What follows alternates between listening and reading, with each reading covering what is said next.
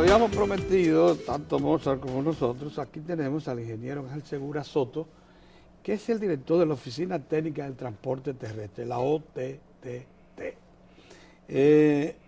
Yo quisiera hacer una aclaración con respecto a la presencia del ingeniero Segura Soto. Y es la de que, por primera vez y en mucho tiempo, en la OTTT fue a parar un técnico que se formó en el sector. Que no digo yo que sea independiente, serio e independiente, como se reclamaban antes, por aquello de que algún tipo de compromiso tiene que tener, como lo tenemos todos desde el punto de vista político, pero que sí tiene formación técnica y sabe lo que tiene entre manos. Es decir, que saludamos la presencia de un joven ingeniero dominicano que ha ascendido al puesto por merecimiento. Buenos días, ingeniero. Buen día, don Pedro. Buen día, Mozart. Aquí estamos. Bueno, Mozart, tú ingeniero, interrogante. Usted sabe que, como decía Pedro fuera del aire, usted es un hombre de bajo perfil, casi no se le siente, pero la gente está de alguna manera muy inquieta. En estos días la Oficina Metropolitana de Transporte, la ONSA, tuvo que verse abocada por una situación que todos conocemos, aumentar el precio del pasaje de la ONSA, que no lo hacía desde hacía muchísimo tiempo. Y la gente felizmente, y es algo que nosotros hemos ponderado, aceptó de buenas ganas ese aumento en función del gran servicio que realiza este importante medio subsidiado de transporte. Pero inmediatamente vino lo que todos esperábamos, y es que algunos transportistas de inmediato aumentaron los pasajes en diferentes líneas de carro del concho y de las pequeñas guaguitas estas de transporte. Y uno lo que se pregunta es, bueno, uno diría, bueno, hay legítimo derecho, ellos pueden alegar, como han alegado, aumento de costos y ese tipo de cosas para aumentar. Pero no hay un mecanismo que pueda implementar la OTTT por las empresas que están vinculadas al sector para tratar de por lo menos regular y que el factor sorpresa no siga, o el chantaje presente en el mercado público del transporte de pasajeros. Realmente para nosotros como parte de la Oficina Técnica de Transporte Terrestre es una gran preocupación que tenemos. En el caso específico de la ONSA es la operadora del gobierno del Estado Dominicano. Así es. Y que por tanto en un momento determinado puede analizar sus costos operacionales y determinar si procede o no el aumento del pasaje. En el caso específico de todas las entidades, llámese sindicatos, empresas, operadores independientes, que tienen contrato con la Oficina Técnica de Transporte Terrestre, ella es la entidad que tiene que autorizar el aumento o la rebaja del pasaje en un momento determinado. A nuestra llegada encontramos una serie de dificultades. Primeramente, se carecía de muchas informaciones que nos permitieran a nosotros en un momento determinado decir cuál podría ser el precio del pasaje. Nos pasamos 6 meses trabajando con el equipo técnico de la institución, revisando, haciendo estudios operacionales de ascenso y descenso, determinando la demanda vehicular, determinando la oferta que tenemos en estos momentos. Hicimos comparaciones con un modelo donde determinamos la cantidad de combustible que consumen dependiendo de la distancia, del modelo del vehículo, los lubricantes, los neumáticos, las condiciones terminales que muchas veces no están en las condiciones óptimas como debe de ser, utilizan en muchas ocasiones la vía pública. Entonces hicimos esa serie de cálculos y lo que hicimos fue tratar de determinar una ecuación que nos permitiera calcular el costo del pasaje por kilómetro por pasajero, tanto urbano como interurbano, de tal manera que si en un momento determinado sube el combustible, uno pudiera decir, bueno, el precio es tanto, esta ruta X que tiene 10 kilómetros pudiera cobrar tanto peso por cada pasajero. Ese proyecto ya lo sometimos al ingeniero Diandino Peña, eso es muy porque importante. Lo que queremos es que en el futuro inmediato se haga como la ley de hidrocarburos. Subió el combustible, subió el dólar, subió los lubricantes. Componente importante de esa estructura de costos. Nos sentamos y sacamos el valor y decimos, mira, el costo por kilómetro por pasajero urbano es tanto, e interurbano es tanto. Y ya se terminó todo eso. Así ya es. se creó la comisión, el ingeniero lo aprobó, lo vimos como Porque nosotros. eso está claro, creo yo, ingeniero, no tan solo para lo que tiene que ver el costo real de transporte, fundamentalmente en el sector privado, para el operador privado, sino también para que el Estado mismo sepa hasta dónde orientar su subsidio, que es imprescindible para los trabajadores y para el transporte público. O sea que es bueno para los dos.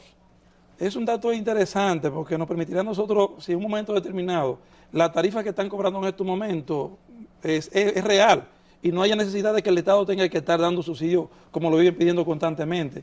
Ya el estudio está terminado, solamente falta que se reúnan las instituciones que se designaron para trabajar en esto y tenemos ya todas las informaciones. Más de 120 estudios de operación de ruta hemos hecho.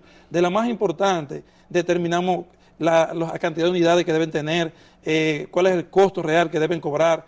Eso nos ha permitido a nosotros en estos momentos decir y afirmar que existe una sobreoferta de asientos. ¿O sobreoferta? Una sobreoferta de asientos en el transporte interurbano. Y para eso lo estamos ¿Cómo trabajando. va a ser? Una sobreoferta. Hay una De sobreoferta. asientos de transporte interurbano, o sea, el que se da entre municipios, provincias, etcétera. Exactamente.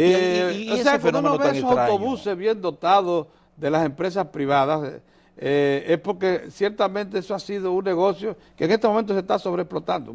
Digamos. Mira, el negocio es rentable. En el rentable. caso del transporte interurbano Es rentable. Siempre lo ha sido, ¿eh? Sí, no es correcto. Siempre donde hay que el gobierno Pero tiene que lo que no poner sus entiendo ojos en el transporte urbano Sí. de las grandes ciudades, donde por la congestión, la característica de la vía, se torna a veces incosteable en algunos momentos determinados. Pero con como esa siempre pasa, sobreoferta. cuando hay una actividad productiva en este país, inmediatamente van las inversiones y las iniciativas de negocio hacia ese sitio hasta Sí, que lo pero lo que no convierte entiendo es lo de- en problemático para operar. Así es. Siempre pasa con toda actividad productiva en el No, país. así es. Oye, Mozart, cuando hay una actividad cualquiera que rinde beneficio y la descubren, ahí van a parar todas las inversiones. Entonces se da el caso que la inactiva la inutilizan por efecto de una sobreoferta. Casi siempre pasa lo mismo, pero eso es característico de esta sociedad. En estos momentos hay muchas unidades ociosas, el cual, sí, míralo ahí, míralo ahí. Eso implica de que haya que importar muchísimos repuestos, no se le saca el provecho necesario a la operación de esa unidad. Entonces, eso lo hemos investigado y lo que le estamos recomendando a los propios operadores es que se ajusten a lo que son los diseños que está haciendo la oficina técnica. Hemos encontrado rutas que tienen 50 unidades y conocemos el diseño de la ruta con 25 unidades, funciona sin ningún tipo de problema. Entonces, en algunos casos lo que están haciendo es que están comprando esos turnos entre los propios operadores para que entonces sus unidades puedan dar mucho más vueltas y así entonces ellos puedan pagar el valor de ese turno. Pero ¿y cómo explican ustedes ese fenómeno tan extraño de una sobreoferta, entonces tener esos vehículos ahí Lo que parados pasa- y aún así estamos hablando de La oficina que es rentable el estuvo negocio? alejada de lo que era la fiscalización de ese importante servicio. Muchas veces los operadores, los sindicatos, llegaba una oferta de un plan Renove, pues vamos a conseguir unidades, y la involucraban en el proyecto sin ningún estudio técnico. por ahí Entonces está el lo que ha hecho asunto. posible de que haya esa sobreoferta, estén ganando poco dinero. Ahí está Hipólito Pero buscando ganan la poco reelección. dinero. Hipólito buscando la reelección.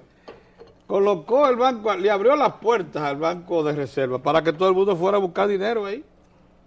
Miles de autobuses, miles de microbuses, miles. Eso fue un grave error. Yo creo que eso debió Una partir de locura. un estudio técnico en base a las necesidades que había en cada ruta. Decir, mira, la oficina técnica certifica que en esta ruta pueden entrar tantas unidades.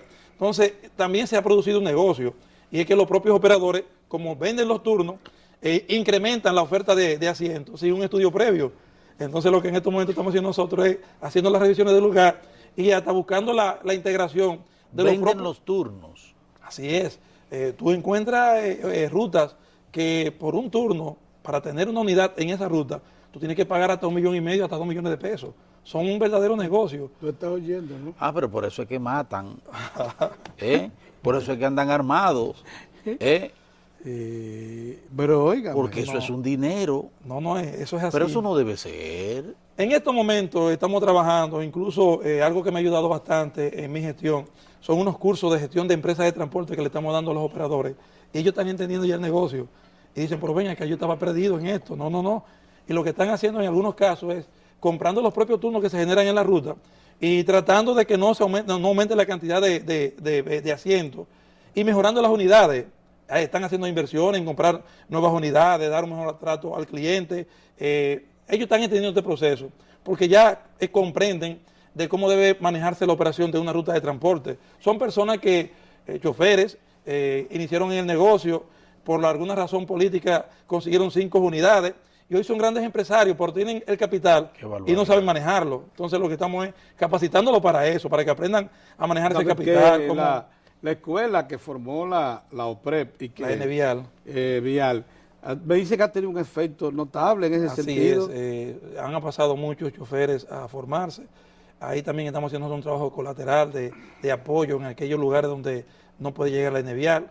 Recuerde que el chofer pasa muchas horas de trabajo en su ruta y lo correcto es que nosotros lleguemos hacia donde están ellos, donde está su origen, para que reciban la educación. Entonces, en estos momentos se ha desarrollado un trabajo arduo. En el campo de la capacitación ha sido mi gran fuerte en la gestión. Ingeniero. 15.000 motoconchistas capacitados, 2.500 choferes capacitados, 400 operadores capacitados, 300 operadores de transporte escolar capacitados. Y ahí están esperando la gente del taxis, la gente del transporte turístico, que quieren que la oficina técnica les pueda llevar el trabajo. Aquí hay unos folletos que ilustran acerca del trabajo que ha hecho la OTTT hasta el momento. Esto es una normativa para la operación del transporte del motoconcho. Así. Miren, es una normativa. Esta otra es una normativa para la operación del transporte escolar. Muy bien impreso, por cierto. Este otro es una normativa para la regulación del transporte de pasajeros en taxis. Ya lo habíamos dicho. Y esta otra es una normativa para la prestación del servicio de transporte de personal. Ingeniero, ¿y se cumplen esas normativas? El objetivo es ese, vamos trabajando, incluso son normativas que son aprobadas por los propios operadores. Ya. En estos momentos tenemos pendiente para el mes de diciembre presentar la gran normativa que estamos esperando, que es la normativa para la operación del transporte público de pasajeros, tanto urbano como interurbano. Este transporte que tú ves aquí en la ciudad capital, no hay una normativa real que le permita a ellos decir cómo deben operar, cuáles son los requisitos que se Porque esa ruta, ¿quién la establece? Los mismos choferes establece. Por ejemplo, vamos a entrar, vemos que allá hay una población importante en lo que sucedió en la Churchill, por ejemplo, en la Núñez de Cáceres. Vamos a establecer una ruta ahí, se instalan ahí. Lo correcto es que la oficina técnica o la entidad que maneja el transporte en una zona determinada haga los estudios de planificación y con las líneas de deseo que expresan la gente de desplazarse, pueda decidir, mira, la ruta correcta debe ser esta, en base a esta ruta debe operar con tantas unidades.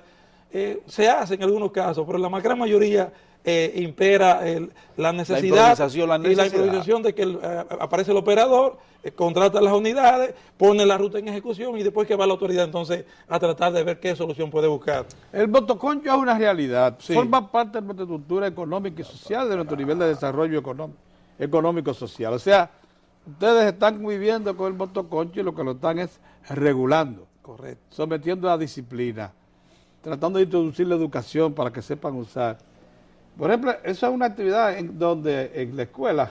Esas son actividades que estamos haciendo en lo que es el proceso de formación.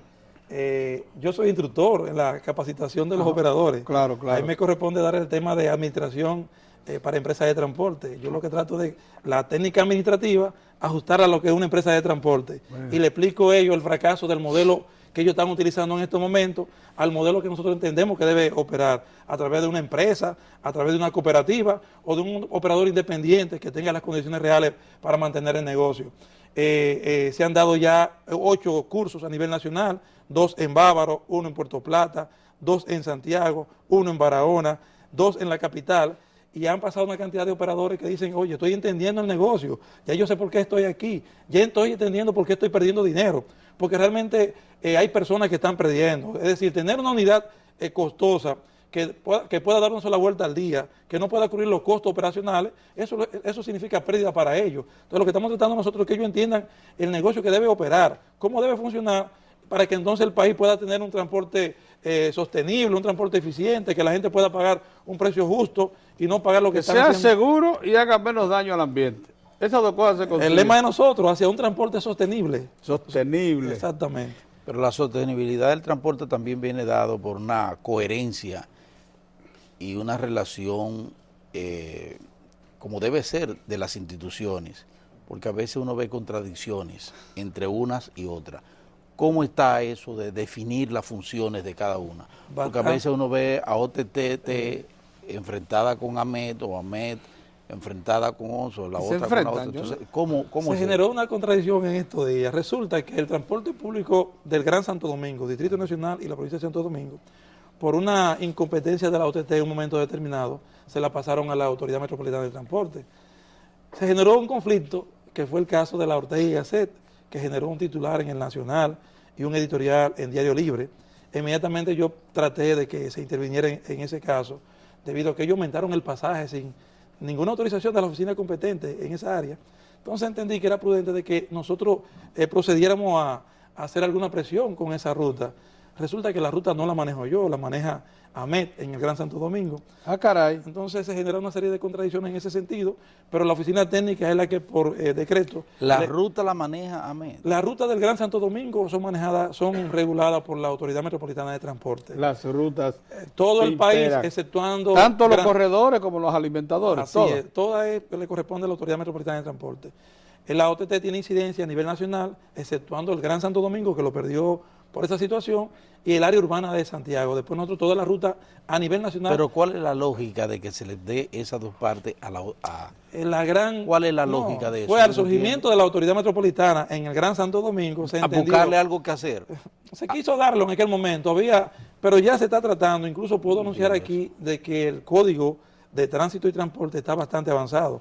Ya fue revisado, el CONARE hizo todas las consultas del lugar, y en una reunión que sostuve con don Marcos Villamán, me dijo que ya el proceso era reunirse con Tiandino para llevarlo donde el presidente y a su vez entonces pasar al Congreso de la República. Ya, la consolidación de toda El plan es una entidad única que nos aglutine a todas. Perfectamente. OTT se va a dedicar a lo que es la planificación y la regulación del transporte. OTT. Tránsito terrestre va a trabajar en lo que es la emisión de licencia. AMET, fiscalización. Y así van a estar todas coordinadas por una entidad, una sombrilla que nos va a agrupar, que en este caso es la OPRED. En estos días ha surgido la iniciativa del senador por Elías Piña de llevar a la civilidad la AMET, o sea, erradicar la Policía Nacional. ¿Cómo? De la AMET, de la Autoridad Metropolitana del Transporte. Sacar a la policía. Sacar a la policía y ponerla en manos de civiles. Por aquello de que así surgió. Ya sí, así surgió, surgió, claro. Civil, claro que sí. Que se aprovechaba, eso sí, de alguna experiencia de oficiales o técnicos que habían pasado por las Fuerzas Armadas, por aquello de la disciplina. Por eso habían unos cuantos que tenían una mentalidad militar, se le veía, y era que habían sido militares, principalmente en los cuerpos, en los puntos de dirección media de la AMET, así inició. Pero volvió a la Policía Nacional, como todos sabemos, por un esfuerzo que hizo la Policía Nacional, apoyada por el Ministerio de Interior. Ahora, sin embargo, en la iniciativa del senador por la provincia, Elías Piña, ha caído muy bien. Y he oído varios comentarios que sugieren que sí, que se vuelva la AMET a ser una institución. A sus orígenes. A sus orígenes. El plan del proyecto contempla de que la AMET va a ser una dependencia de la entidad de transporte a nivel nacional. Del ministerio que se cree. No se quiere hablar de ministerio. No más ministerio. No más ministerio. Se habla de una autoridad única. Una autoridad de transporte con características de un instituto nacional que va a manejar todo lo que es la operación del sistema de transporte masivo, lo que es la regulación y la planificación del transporte fuera de lo que es el sistema masivo, y una entidad fiscalizadora que es la AMET. En sus orígenes, recuerda el primer director, un civil, hizo un trabajo extraordinario. Entonces, en el gobierno del presidente Hipólito Mejía, cuando se aprobó la ley de la Policía Nacional, entonces pasaron la AMET a la policía y se puso como requisito fundamental que para ser director tiene que ser general de la policía. Oiga, qué cosa. Entonces, ahí comenzó el problema. Y porque esa vocación militarista de Hipólito no se le puede quitar. Es mi amigo, pero ese es un oficial frustrado. Eso que fue lo que quiso ser un militar. Mira, fue un error, sin duda alguna, regresar la AMET o devolverla a los planos o llevarla a los planos militares y policiales. No hay duda, porque la vocación de control, de disciplina, ahora se impone con las armas, con la fuerza, antes que con el convencimiento y otro tipo de acción moderna que hay. Bueno, pero como usted dice, ya nos había dicho el licenciado Villamán, que se ha hecho una especie de gran reencuentro entre todas las entidades que hay, que se la ha puesto a todas en contacto y se ha formado un juicio común. Ahora bien, yo no creo que haya nada que preocupe más a la clase media, esa que es chismosa, que sabe hablar y se sabe comunicar, porque la clase media es profesional en todas partes del mundo, Sí. que el problema del transporte. Esa es la comidilla a la hora de almuerzo, de cena, de desayuno. Cuando está disfrutando de un ambiente de relajación, viene a cuenta de inmediato el problema del transporte. Hay la voluntad, la siente usted en el Estado por afrontar este problema, la indisciplina, el arrojo de los motoristas y de toda esta gente. Claro que sí, eso está expresado en el primer gobierno del presidente Leonel Fernández, cuando en aquel entonces creó la MET en el año 98, creó la ONSA como corredor, como operador del Estado, que daba un servicio extraordinario, y todos recuerdan ese proceso, pero en este país siempre los proyectos importantes que desarrolla un gobierno, cuando viene la sustitución por otro, inmediatamente cambian todos los esquemas, y ahí está el ejemplo del caso de la MET Hay que hacia seguir la con el mismo policía. gobierno. Yo estoy convencido de eso, que hay que seguir. Pero se demostró claramente en el segundo gobierno, ahí el proyecto Cumbre, la inauguración de la primera línea del metro de Santo Domingo, los planes que se tienen en este periodo de gobierno de la segunda línea. A través de la oficina nuestra estamos trabajando en lo que es la capacitación, los diferentes estudios que estamos desarrollando. La entidad nuestra tiene un plan estratégico. Eso va a cambiar con muchas rutas de transporte, Eso va a cambiar, ese segundo metro, No, claro que sí. esa segunda línea. Ellos se van a preparar, porque ellos han entendido que Pues eso es una si realidad. no se adaptan al nuevo sistema van a desaparecer. Así Y es. se están preparando, están comprando unidades de gran capacidad. Nosotros estamos desarrollando un plan estratégico concerniente, primero, en levantar la información real del transporte público. En estos momentos, el gobierno nos pide a nosotros, queremos saber cuántas unidades hay en operación. Son tantas. Queremos saber cuántos choferes están registrados. Son tantos. Queremos saber la edad de la flota vehicular. Es tanto. ¿Eso lo tienen? Sí, lo tenemos todo. Porque a mi llegada, lo primero que hicimos nosotros fue un censo nacional de choferes. Entonces después hicimos una auditoría, ruta por ruta, visitando unidad por unidad, anotando todas las informaciones, cruzando esa información con lo que es los datos que tiene Impuesto Interno, cruzando la información del chofer con los datos que tiene la Junta Central Electoral. Pero mira qué Y hemos creado una base de datos súper poderosa, que Qué tenemos bueno. informaciones Le falta increíbles. una información. ¿Cuál es? ¿Cuántas queridas tienen los empleados, como lo de aquí? Que yo les digo a ellos, cada vez que compran un carro viejo, Un carro viejo, viejo, sí. está montando una querida. Porque la verdad es que yo no sé cómo pueden sustentar unos carro. vehículos que tienen 10, 15, hasta 20 años, y ellos pretenden afrontar el costo de operación de un pajarito de esos, que consumen más que un pichón, con la boca abierta todo el día. Mire, dejémonos de cosas. Yo le voy a hacer una interrogante, porque la planteamos aquí casi todos los días. Y es la siguiente.